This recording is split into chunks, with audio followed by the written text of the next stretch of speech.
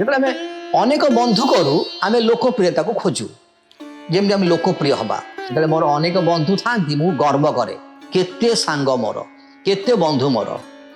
କିନ୍ତୁ ସେମାନେ କ'ଣ କରନ୍ତି?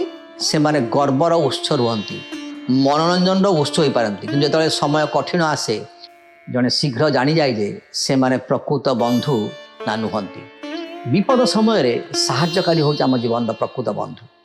ପ୍ରଭୁ ଯୀଶୁ ଯେ ଈଶ୍ୱରଙ୍କର ଅନନ୍ତ ପୁତ୍ର, ସ୍ୱର୍ଗର ଉଚ୍ଚ ରାଜା, ଆମକୁ ନିଜ ସହିତ ନିବିଡ଼ ଭାବରେ ଜଡ଼ିତ ହେବାକୁ ସେ ମନୋନୀତ କଲେ। ସେ ପ୍ରକୃତ ବନ୍ଧୁର ମୂଲ୍ୟକୁ ଆମକୁ ସେ ବୁଝେଇ ଦେଇଗଲେ। ପ୍ରଭୁଙ୍କ ସହିତ ବନ୍ଧୁତା କରିବା ମୋର ପ୍ରିୟ ଭାଇ ଭଉଣୀମାନେ ଏକ ସୌଭାଗ୍ୟ ଅଟେ, ଆମ ଜୀବନରେ ଏକ ସୌଭାଗ୍ୟ ଅଟେ। ସେ ଆମକୁ ବନ୍ଧୁ ବୋଲି କହନ୍ତି, ସେ ଆମକୁ ଏହି ସମ୍ପର୍କରେ ଆଣିବାକୁ ମନୋନୀତ କଲେ। ଆସନ୍ତୁ ଆମେ ନିଜକୁ ଏହି ସୁବିଧାର ସୁଯୋଗକୁ ବ୍ୟବହାର କରିବା, ଏକ ପ୍ରକୃତ ବନ୍ଧୁର ମାର୍ଗକୁ ବାଛି ନେବା।